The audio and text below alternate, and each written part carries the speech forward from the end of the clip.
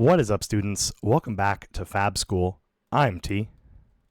And I'm Evan, and today we are joined by a special substitute teacher, Pro Tour Top 8 competitor, Michael Jaszczur. What's up, lads? Welcome to the podcast. Welcome to Fab School, Mr. Jaszczur. We're glad to have you on today.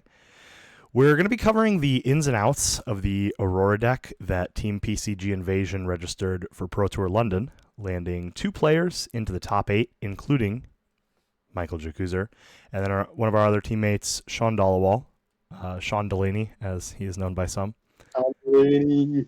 But we're just going to cover the exact 80 that we registered for London, a little bit of the thoughts on how the deck performed. Obviously, it performed really well. Some people did not think it was an optimal list, but we'll talk about why we think it's an optimal list. And then, even though Enigma has officially hit LL at the time of this recording, we'll still talk for a minute about what we did into that matchup and ultimately why it ended up being the downfall of both of our top 8 players. So, just to start with the list, it looks like a pretty stock Aurora list on the surface. A few changes that we have that other people don't. We're on 2 electromagnetic somersault, 2 static shock. We have the full suite of flicker wisps. We're playing 3 different hats in Crown of Dominion, Crown of Providence, and Face Purgatory. The most impressive of which to me over the course of the weekend was Face Purgatory, but I think a lot of people also figured that out. We had 3 snag in the sideboard to cover some of the assassin matchups, which we'll go over more. And you'll notice a distinct lack of Gone in a Flash and Flittering Charge. Also, no electrostatic discharge, the instant. Yes, no electrostatic discharge as well, which was kind of because of no Gone in a Flash and no Flittering. We wanted to decrease the number of instants, as you know, they do not block, and they make some of your hands a little bit more clunky. The big mastermind on our team behind this list was Matthew Dilks, so we, of course, definitely have to give Matthew Dilks a shout-out. He played literal hundreds and hundreds of games of this deck to refine it through the course of time, and we kind of just played whatever list he was playing. At least that's what I was doing. So real. Actually real. Yeah. He put in a lot of work on this deck. Yeah, he's the GOAT for sure. So one thing that Dux is like pretty big on is playing like as many blue block 3s as possible. I mean, obviously we're on like the full 9 with the lightning cards. Kind of a philosophy that like charging your soul is kind of good when you like swing sword for 2, make an embodiment, and also channel gets a lot better when you have 8 blues. That way you aren't pitching a red to keep it around. Yeah, pitching the red to channel is just embarrassing, dog. The toolbox value you get from the blues in certain situations as well was really powerful. Being able to swing the sword and make a rune chant to threaten multiple avenues for the Channel Lightning Valley if you already had one in play or if you were going to have one was very nice. And then also an embodiment of lightning is like worth 2 value on average from just getting the go again to unclunk some of those hands. So pitching a blue to swing the sword for 2 and then get 2 value out of the lightning made for some good math. This deck is full of 1-card 4s, and the blues enabled that a little bit more. We went to the 3-3-2 split, favoring Current Funnels and Heaven's Claw because of electromagnetic somersault. Being able to pick up 2 attacks and make that a block 6 was very powerful, but sometimes it wasn't as good just because you do naturally play a lot of non-attack actions and defense reactions in some matchups where you want to block more. So we did decrease electromagnetic to 2, and Written in the Stars was just kind of an extension card. The real pickup that this deck got from the Aurora Armory deck, which was no surprise, was Skyward Serenade and Skizik. Those cards are obviously very powerful, and I even got to see them showcased very well in Living Legend Briar this weekend, so that was kind of cool too. Yeah, Skyward Serenade, just crazy card for the weekend. It's so good. Anybody that's not playing 3 of both Skyward and Skizik are on some Zazul. Yeah, definitely a bit foolish. Like, just the fact that it's like a starter, a lightning starter, so it works with the sword, and it really helps enable Face Purgatory, which is so nice. Yeah, and even when you run out of the Skiziks, there's often a lot of times you can still get some amount of value out of Serenade. And it's also another non-attack for the Face Purgatory, which is comes up a lot. Yeah, if you find yourself having to spend Skizix early, which a lot of times you can go like minus a value or two on one turn to just like swing the sword with it if you weren't already going to do that, and then keep it in your deck for your later Skywards. But if you did end up in a spot where you had Skywards left and no Skizik, it just became like, okay, let's find the Face Purgatory line whenever you draw it, or let's find the line where I am late game and don't have a Lightning, or I have an E-Strike and now I'm just going to put that on the bottom. There were so many applications for the card even after you had used all your Skiziks. So some people were playing 2 Serenade and 3 Skizik, and I think that is like just a mistake for the reasons that you previously mentioned. Especially in the Tunic matchups, when you have, like, if you just, like, Serenade for +1 and Embodiment and Tunic for 3 with your weapon, it's still pretty good. So, I don't know. Cards are just kind of broken. So this is the base list that we were playing. We'll go a little bit in depth on some of the sideboarding we were doing. We'll start with Enigma, since that one's dead and shouldn't take much time to discuss. The cards we were not playing against Enigma were 3 Shelter, 3 Sigil, 3 Snag. We were not playing Crown of Dominion or Aether Ironweave, not playing Dyadic Carapace, not playing Shock Charmers, not playing Lightning Greaves. So the actual deck looked a little bit something like this. And we were between 2 hats on the matchup, and that was Crown of Providence and Face Purgatory. That was something that changed a lot back and forth during testing. We were finding these weird Enigma lists that played Pummel, and so having the Face Purgatory sometimes played around that by making them have to Arsenal it, and then find lines later on with Tunic and Arsenal that they could play it. But just like taking the extra time and getting them away from those plays as fast as possible sometimes helped. When we actually got to the event and it became open decklist for top 8 and we were seeing some of the Enigmas in the room and realizing that that was not a strategy that Enigmas were taking advantage of, we made the decision to swap over to Crown of Providence. Yeah, I think we were all playing Purgatory during Swiss, but then we played like 10 or so games the night before top 8, and Command and Conquer is a cringe card, so having to like not block one of those one time is pretty good, especially if it's after like a mirror guy or something where you need to clear it. That was the other thing with Face Purgatory against Enigma, was on the turn that they're going to mirror guy, they also wanted to throw like a Weakest Link or a Command and Conquer or something afterwards. They wanted to like pitch Chi, play mirror guy, pitch blue, attack with mirror guy, then use the 2 floating to send a 2 for 6 with an on hit. So if you were able to Face Purgatory on the mirror guy attack, then you stopped them from sending that extra bit of disruption. Sometimes that helped, sometimes it didn't. They still like net a card from you, but yeah, and the problem with doing that is a lot of times they're like keeping the 2 cost and a D-React to Arsenal. So if you end up doing that and they just pass Arsenal pass, then you're down a card already. So you have like a 3 or 4 card hand to try and kill their mirror guy through a D-React and Arsenal. It's sometimes just so hard. It gets you into like some pretty awkward spots there. And then Crown Providence just get out of jail free card right there. So get out of jail free card is quite nice. Evan, do you have any thoughts on the Enigma matchup as we were testing for it for top 8 the night before?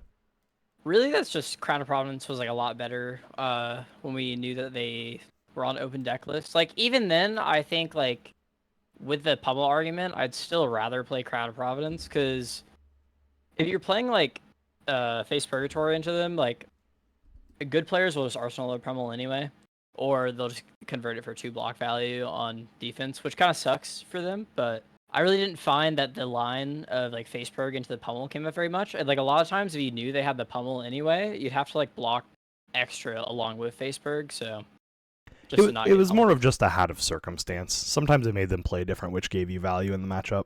I think for the most part, like into Enigma, if you just drew the Flicker Wisp combo, like that usually was enough to clean up the game, especially if you had a Tunic counter up. Yeah, that would be nice. That would be nice. Yeah, notably, Jacuzzi did not draw any Flicker Wisps in his top 8 game against Enigma, and so he just really lucky. Speaking of matchups where you have to draw the combo, let's move into Florian now. Yeah, let's talk about Florian. So Florian, we are not playing the 6D reacts and the snags. We are not playing Crown of Providence, Dyadic Carapace, Face Purgatory, Tunic, Shock Charmers, or Snapdragon Scalers.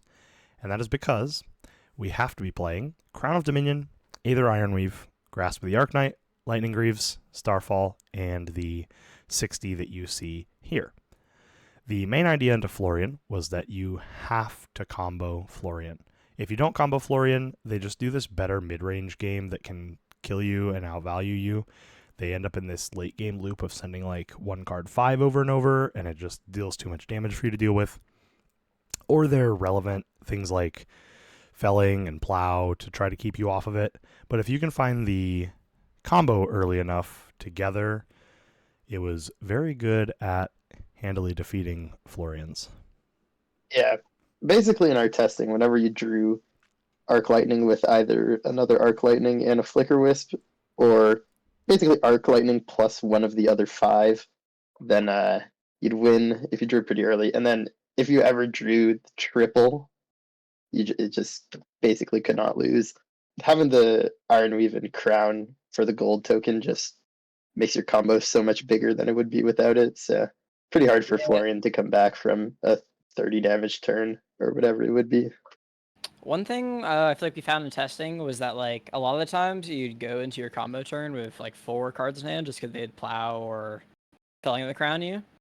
And then just having like the extra equipment, obviously it's like 4 damage on board, but having it to like refill your hand was really nice. Especially too, like even if they don't plow under or felling in the crown you, they still have face purgatory, which they should always be doing on your combo turn. Yep. So it kind of just helped you get full value out of it still. We also had the Exude Confidence at 3 of, and that card helped the matchup a lot. A lot of Florians were going really heavy on the defense reactions just to do the best math possible or to help decompose. So if you could catch them off with an Exude Confidence on 4, it would make them have to line up like one of their blue block 4s or one of their red attacks. And if you were eating a red attack for that, like if they block with a felling, then that feels great because that's 1 less felling that you have to worry about in the middle to end part of the game. Yeah. Exude Confidence is such a broken card. That card was very nice. You got to do a really cool play with it on camera. Oh, the how you doing step. The how you doing step. Before the tournament, whenever we were doing testing with Exude Confidence, we didn't know the name of the defense step, like where you can pump it before you go to reacts so that they can't just de-react you like if you press it. So we just kept calling it the how you doing step. And then we had to make sure we knew what it was called before we actually got to the event. Yeah, am I winning in on the day 2? I'm playing against like a new, and they blocked with a leave no witnesses on my Exude. And my hand, he was at like 7 or something. And my hand was 2 blues lightning press. And I was like trying to figure out what it was called, so I had to go call a judge and be like, "What is the step that I can actually activate Exude on before reactions?" Because it's not the how you doing step. But it would have been really funny if you like tilted your opponent off the face of the planet by saying, "In the how you doing step, I will kill you," and then they lost out on top 8 by how you doing. How you doing? One that we didn't mention when we were talking about Enigma was Sizzle, which was something that we played almost exclusively because of what Enigmas were doing. Dude, Sizzle is so good against that all you got. You just try to avoid swinging the left hand otherwise. And you just make all their that all you got's like bad. Whenever I draw Sizzle and I got a tunic counter on 3, it makes my heart happy. That is a 1 card 5. Dude. Little zipper hit. How you doing? Love a good zipper hit. Zipper hit, yeah. Oh man, it's nice. It is nice. It is nice. Florian was overall. We were having like a pretty even matchup with the Florian lists that we were playing internally, slightly Aurora favored, and then overall with the Florians that we expected to see at the event, we were having like 70 to 80% win rate against with this iteration of Aurora, and I think that definitely shined through whenever we were actually playing the event. Notably, if you don't play the 2 combo equipments, I think the matchup gets very hard. If you're playing against a good Florian, it's very close to just doomed. It's pain. They can just like block you out. You'll just never get through. One thing of note is you can play Snapdragons if you want into them. I think in particular it's a lot weaker against like the stack Florians. But if you know they're not stack Florian, you could probably play Snaps if you want to, just because if you have to start blocking arcane damage, you're usually just dead anyway. And sometimes the Snap's really good. Yeah, the only reason we ended up on the Lightning Greaves was one, the stack Florian deck, and then two, in some of the end games where you like did slightly not enough damage with your combo, like where you drew like a lightning press so it wasn't actively +6 damage, you might fall a little bit short on value, so you would go to the end game where you're sending like 2-card 8 and blocking some. So if you just had a window where you could randomly die to their grasp plus sword, then that became problematic. But if you had the avenue to not do that, then that ended up being better for just a little bit of an oh shit button. And the one block is sometimes relevant for some on hits. So. That's true. Oh yeah, with keeping the grasp and the lightning greaves block, you could turn a Command and Conquer into 1-card block using a 3 plus grasp and lightning greaves, or grasp and Aether Ironweave, or you could block with grasp for 2 on something if you had to. Like if you had a somersault and a bunch of 2 blocks, you could block with those and grasp, and then still have 3 block between Ironweave, grasp, and lightning greaves. But sometimes you had to block with Ironweave on the combo turn, and then you wouldn't have other armor later. So having the grasp plus lightning greaves was nice. Our next matchup that we're going to talk about is the mirror match, which was something that we expected a lot of in the tournament, and it was the most represented deck. So I do feel like we were incredibly ready to play the mirror. Our list was specifically designed to play the mirror better because we had a lot less no blocks and more value engine style turns. So the cards we are not playing in the mirror are 3 Exude Confidence, 3 Flicker Wisp, 3 Snag. We are not playing Crown of Dominion, Crown of Providence, Aether Ironweave, Dyadic Carapace, Shock Charmers, or Snapdragon Scalers. So that makes our equipment loadout. We are playing is Face Purgatory, Tunic, Grasp, Lightning Greaves, and Starfall, with the 60 that you see here.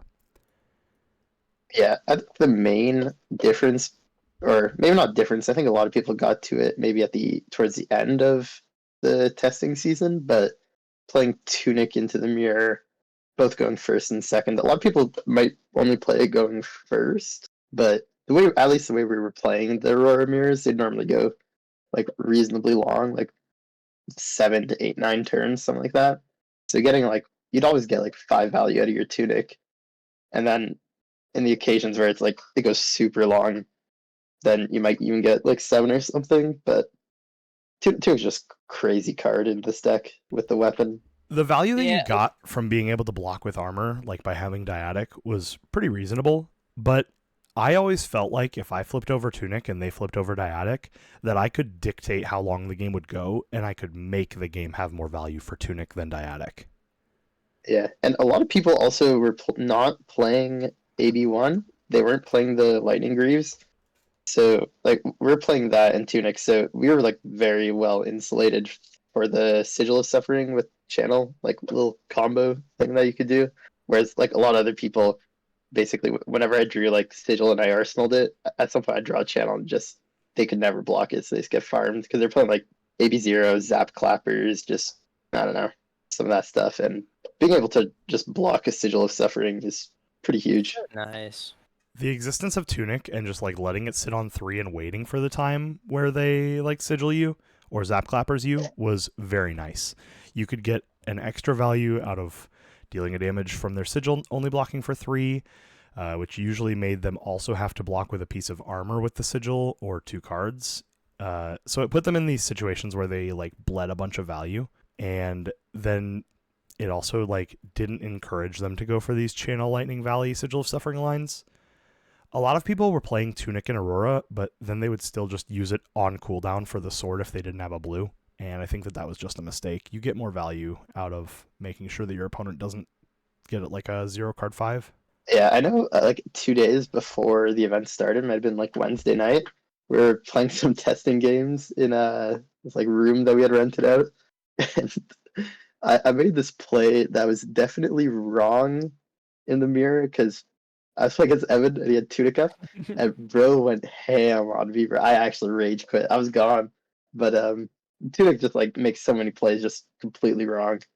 So Yeah. I don't know, that card is just a game changer in the mirror for sure. Basically, one important outcome of this story is that you should not pitch a 0-4 to keep your channel around. Like, if you have an action point, just swing with a card instead of keeping channel. Like, you're giving up a 0 for 4 for the possibility of a 0 for 4 on your next turn. It's true. I learned the hard way. In most cases, it's just going to be better to arsenal the channel and find a better turn where you have like a blue or something, so it's automatically going to keep itself around. There are so many good opportunities to take advantage of channel in the mirror, and I think that that's one thing that people do wrong is that they see the channel and they just automatically want to slam the channel on the table. So maybe that's why some people were afraid of playing Aurora or afraid of playing Aurora in the way that we played Aurora for the Pro Tour. I mean, I'm a certified channel hater, so Literally just block in your Aurora mirrors, and you'll win, like, a lot of them. It became a lot more nuanced the further that we thought about it. It felt to me a lot like the Lexi meta, where at first everyone was just like slapping arrows at each other in the Lexi mirror. And then as it progressed, we realized that you could play this like very mid-rangey, blocky mirror. I mean, I think it's somewhat true, but I think a lot of the games are still very ape, and you just have no hope if they draw like 2 channels and you draw none. But is what it is. Yeah, you can mitigate a lot of that by like doing good math. If your opponent is there's doing like bad some math, mid-rangey games, but there's also some that are just stock fab aggro mirrors. yeah, at the end of the I just day, gotta it is believe. just an aggro mirror. So Yeah, I will say playing less instance does help mitigate that feeling. Yeah, if you ever draw You draw... the quad instant hit, it's G. You can't come back from that. yeah, there was at one point. So this is what we played for most of it. There was one point where I had started. This is very minor, but I started taking out 1 lightning press for 1 exude in the mirror as well, in the later half of the tournament, just to even decrease the no block hands by slight margins more. Because the press was like always a 1 card 3, sometimes better with Channel Lightning Valley, but usually your Channel Lightning Valleys were already going to hit and your on hits were already going to happen. So just minimizing the amount of no blocks felt pretty good. I'm a Seems lightning pretty press reasonable. enjoyer, personally. I mean, but press with snatch, oh my god. Press with Snatch is so good. I also think like press with Burn Up Shock is really good too. Yeah, I'm not saying it's bad, Yeah. but for the same reason that you said, you draw the quad red hand and you instantly lose the game. That is miserable. True. So just minimizing that. Face Purgatory was something that we did in the mirror that was very important. You can almost always find a line to Face Purgatory them because of the existence of things like E-Strike or Snatch, where they are looking to do this play where they like Snatch press you or E-Strike draw a card, and you can find a window to be like, actually, I will make you lose a ton of value and block you out. Yeah, Yeah. normally it just blocks like 5 or whatever, but it's still insanely good for 1 equipment piece. In particular, I think it's really good into the like Aurora mirrors that play Discharge too. Like a lot of times you Oh, can yeah, find you can get 'em. spots to get like 7 plus like the full 7 block plus a card, which is so nice. Yeah. In those instances where they create these lines that become too much damage, you get to mitigate it and still have your turn and probably mess up the rest of their turn. Face Purgatory was just overall like, man, I might go as far to say as that Face Purgatory was the MVP of the Aurora deck. Is that crazy? Dude, my MVP was Snag. But we'll get to that later. That is some foreshadowing right there, yeah. Dude, I gotta say Lightning Surge. This card's goated. Lightning Surge is That's my nice. MVP. All right. Well, I should move on. since you laid out the carpet, Jacuzzer, let's talk about the new matchup. For this matchup, we were not playing the 2 electromagnetic somersaults. We were not playing Crown of Dominion and Face Purgatory, Aether Ironweave and Dyadic Carapace, Lightning Greaves, and Shock Charmers. So we were playing Crown of Providence, Final Spring Tunic, Grasp, Snapdragon Scalers, and Starfall, as well as these 67 cards here in the matchup. Jacuzzer, why don't you go ahead and introduce the new matchup? Oh my god, bro. Snag this weekend, or last weekend Snag, that was crazy. Like, in my round 1, I play against a new. I sit down and I look at we had like a sheet printed out for our sideboard guide, and I'm looking at it, and it's like synced like cut like D-reacts and stuff, because we had talked about maybe just like cutting all the D-reacts and only playing the snags, and just trying to be like this all good aggro hands. But like in testing for almost the entire time, we're just playing like the whole stack, maybe cutting the discharge or somersaults. But I just play the whole stack. I play like on one turn, my opponent takes like 12 damage or something. And he just plays Bonds of Agony with like 3 cards in hand and an arsenal. I was like, I mean, I gotta give the show a little, I'm like shaking my head, like, oh my god. I just like block one equipment. He like plays like double Justinic and Venomous Bite from his arsenal. I just snag it. My opponent was in the abyss after that, the mental abyss. Still almost lost that game, but But you would have lost it if you didn't have that snag. I definitely would have. That's a 1-card 17. Even more, because it would was have ripped nice. 3 cards too. It was very nice. That is nice. Is one card 20 good? It might be good. It might be good. I mean, I didn't draw Arc Lightning for the rest of the game, so that's why I almost lost, but it was nice. Snag was really nice as just a card that you can set in your arsenal and then like wait for them to have those moments where it matters. The existence of Snag felt like it made the matchup a lot better. I don't think that you needed a ton of help because I think that Aurora was naturally just pretty good into new. If you had the defense reactions to like stop them from doing random bullshit, then that worked out a lot of the time. But using Snag as a card that could produce like 4 value off of Sword plus Charge Your Soul was very good, or just being the modal 1-card 17 sometimes.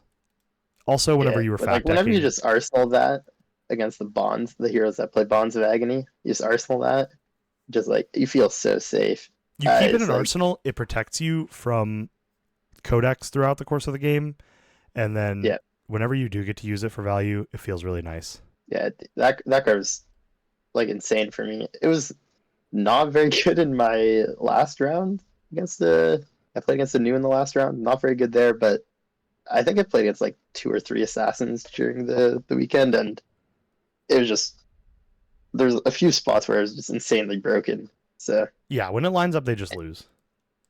Yep. I played against a new that like pitched a blue and swung with a Command and Conquer or whatever, and then they used the arms to make it a 7, and it was just a snag in my arsenal. So I'm like, well, doesn't you get matter. free I'll 1 just point. save my free point. Eat your arms. It's also funny because like I feel like when I have Snag in my arsenal, they like Command and Conquer me.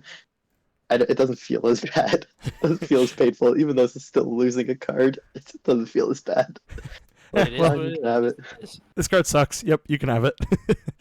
You can have it. We did play Sizzle because some versions of New were playing That All You Got, and we just wanted more cards. The other thing about Snag is that since we were playing 67 cards, it did help the ratios with the blues, so that you still got like 1 blue a hand whenever you wanted it. And then we do have Flicker Wisp and Arc Lightning just without the combo equipment, because those two are still good on their own. They produce these like very tall turns that go tall and and wide. they're hard to block too. Yeah, most new is only going to play AB1 into you because there's no real reason to play anything more. So having this combo that produces 5 to 6 unpreventable damage and eats their entire hand and arsenal and armor and everything else is very nice. Flicker Wisp on its own can also like be fine if you have Burn Up Shock or Static Shock or Arcanic Shockwave, because it buffs all of those as well. If you play Flicker Wisp and then both sides of Burn Up Shock, because Shock is an instant but Burn Up is an action, it still pumps the Shock side and the Burn Up side. So the Shock will deal 2, and then if the Burn Up hits later, then it deals 5. Arcanic Shockwave, if you fuse after a Flicker Wisp, it deals 2, and then Static Shock on hit deals 2. The only thing it doesn't work on is if you have to use the pump ability of Shock Charmers. That is not arcane damage. Shock Charmers doesn't have an ability on it anyway. Yeah, that one says, I would like to not die to Kano. It's a fake ability. One important thing we didn't really mention was why we play Crown of Providence over Face Purgatory, and it's pretty much for the same reason you'd want to do into Enigma, which is ignoring CNC is so strong, but New has 3 extra copies with Leave No Witnesses, so... And 3 more with Codex. Yeah, and 3 more with Codex, so ignoring it on 1 turn is, like, oftentimes game-winning. One thing that was very nice is if they codex you and you already have a Skizzik that you just like drew and played naturally, you can put it back in the deck by returning that off of their codex and then crowning it back into the deck on their Leave No Witness or Command and Conquer that they're attacking you with. So it turned your Skywards back online and got you an extra card off of their codex. Yeah. I think the new matchup was basically just came down to like almost every game you'd be winning. I think the one way you'd lose is getting fatigue. So that's why I just play the whole stack and believe. Yeah. All the cards do the same thing anyway. They like minorly fatigue while also presenting these on hits that matter. So having the D-Reacts to stop the on hits that help fatigue you mattered, and then having Snag as a card that you could use that was basically a D-React that also gave you the value turns was very important. Snag's nice. Another matchup that we're going to talk about is Prism, which was what Sean played against in the top 8. He defeated Kevin Murphy to advance on to top 4. The cards that we're not playing in the Prism matchup are the 6D Reacts, the Snags, the Crown of Dominion, Crown of Providence, Aether Ironweave, Fyendal's Tunic, Shock Charmers, and Snapdragon Scalers, which means that we are playing Face Purgatory, Dyadic Carapace, Grasp, Lightning Greaves, and Starfall, as well as the 60 that you see on your screen here. I mean, Prism matchup was like, a lot of people were saying is super Prism favored. But I think once we started playing it more, we kind of realized that like almost every game just goes the same way. Where for like the first 2 turns, you'll block like a card or 2 in your equipment. And then eventually they're down to like 10 life after like a few turns. And then they're going to take like this big turn and you just let them have it. And you just kill them on the crackback. And I think almost every Prism game I've seen just kind of goes that same way where it's like the Aurora takes no damage for like a bit. And then the Prism is slowly just falling down. And then eventually the Prism does something, but normally it's just not enough. And Face Purgatory helped with that too, because it like made sure that basically their turn was over. Yeah, like you get the full value out of Face Purg, so it's just it's like 1 equipment to stop 1 Herald. Dyadic for a bunch of block, Grasp for a bunch of block, Greaves for a bunch of block, and then Electromagnetic Somersault. That's nice. Some cursed Prism hands that like Face Purgatory just completely destroys. They would have double 2-cost Herald, or like basically when they have to pitch their second card to play their arsenal. If you just like a lot of times you just purg and it's just insane value.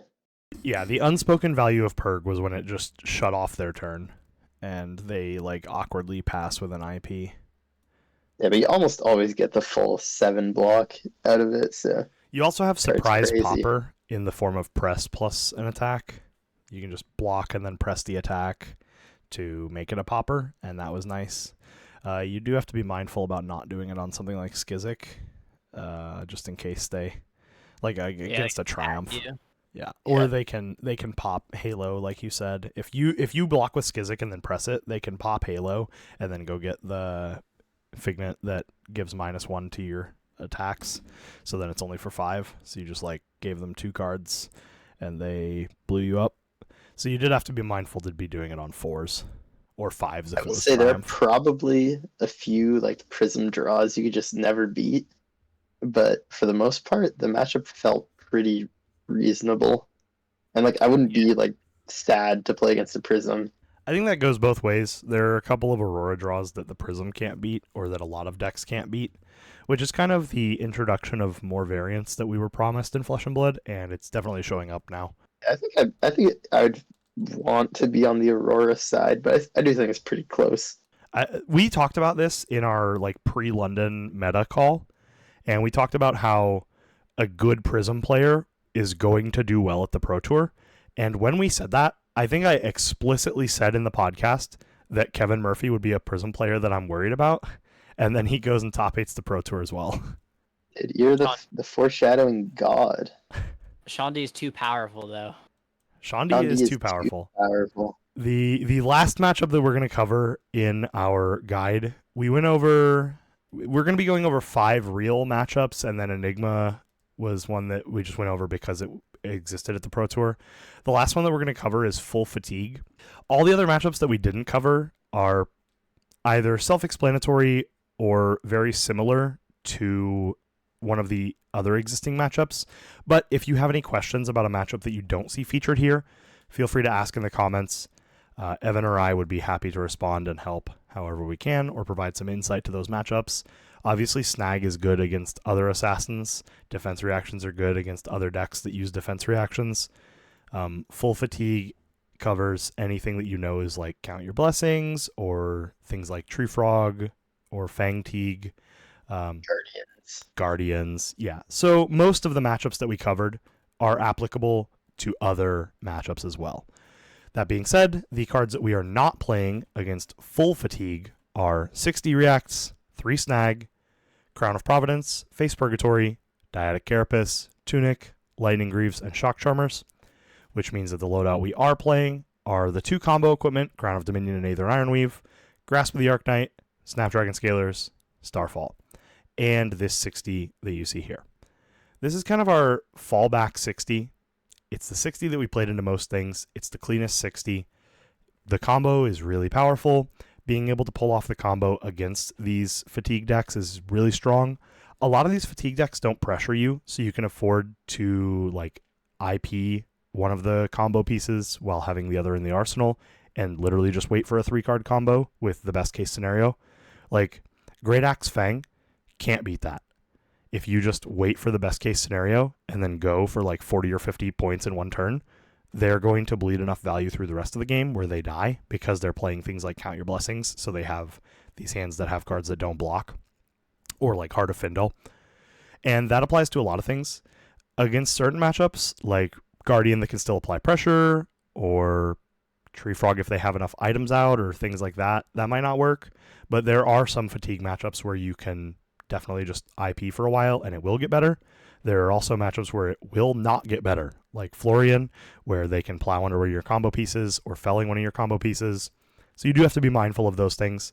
But in the matchups where you feel like you could take turns off and just do your best math, wait for a better combo, set up something like a channel and a 3-piece combo, you're probably winning on that turn. It's ultimately going to be up to you to gauge what you think you can do in that matchup based on what your opponent presents. Yeah, I think any game where you do the triple combo with the combo equipment in play, you can like almost never lose. So Yeah. ideally double Arc Lightning with 1 flicker, but you'll take what you can get. And if you stumble into the 4-piece combo, they should have gone to go get lunch. Oh, one thing that is very important to mention is that the most optimal ways to play 2 arcs and a flicker, or an arc and 2 flickers, is AFA, AFF. So if you have 2 arcs and a flicker, it's arc, flicker, arc.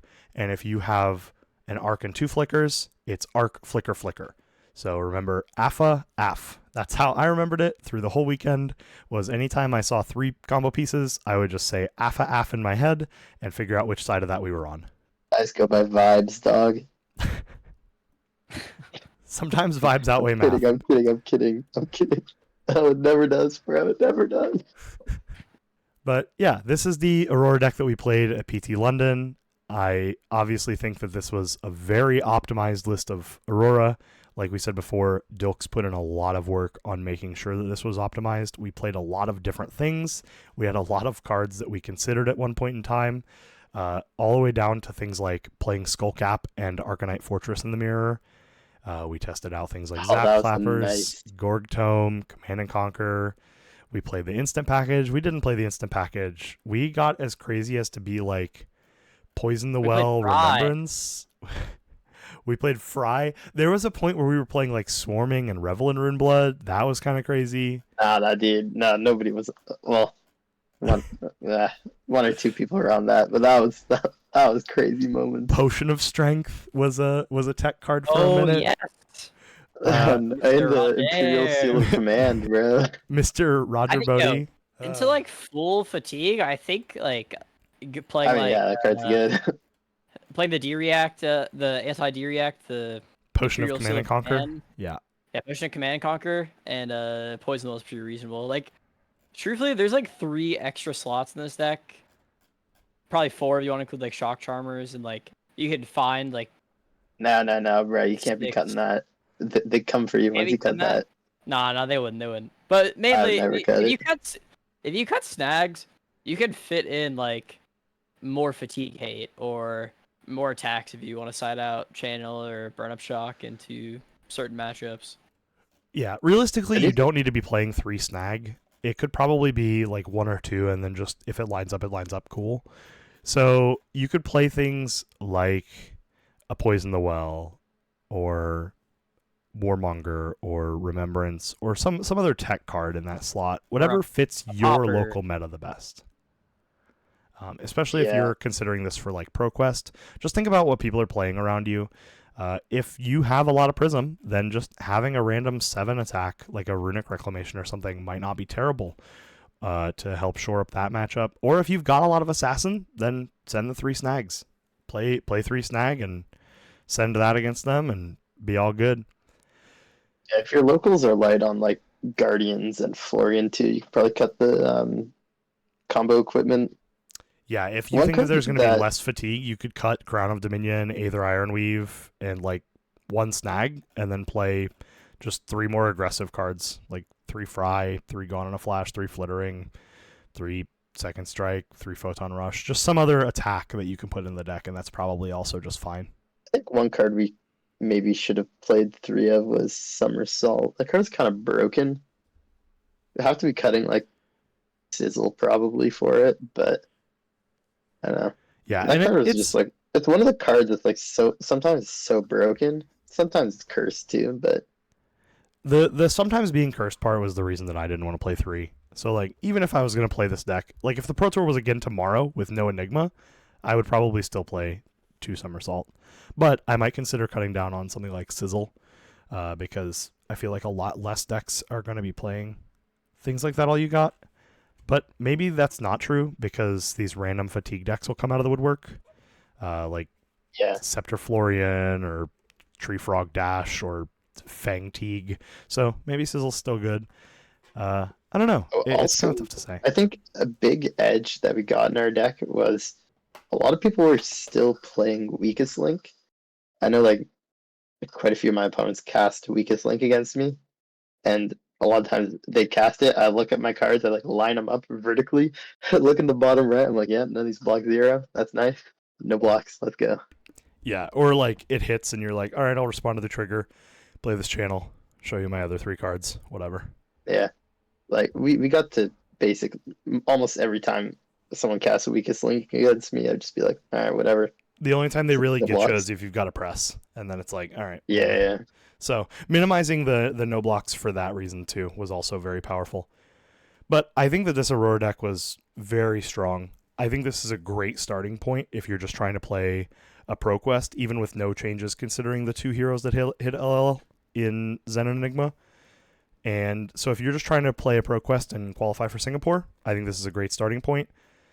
Maybe a couple changes, maybe not. Again, base it on your local meta, and if you have any questions, we'd be happy to answer. I want to give a big shout out to Jacuzzi for joining us to cover this Aurora deck. Obviously, Evan and I did not top 8, but Jacuzzi did. So thank you, Jacuzzi, for joining us, and congratulations on your top 8 finish at the Pro Tour in London. Thanks, y'all. It's a good time. That is going to be all for this session. Thank you for joining us, and as always, don't forget to like, comment, and subscribe. We'll see you next time. Class is dismissed.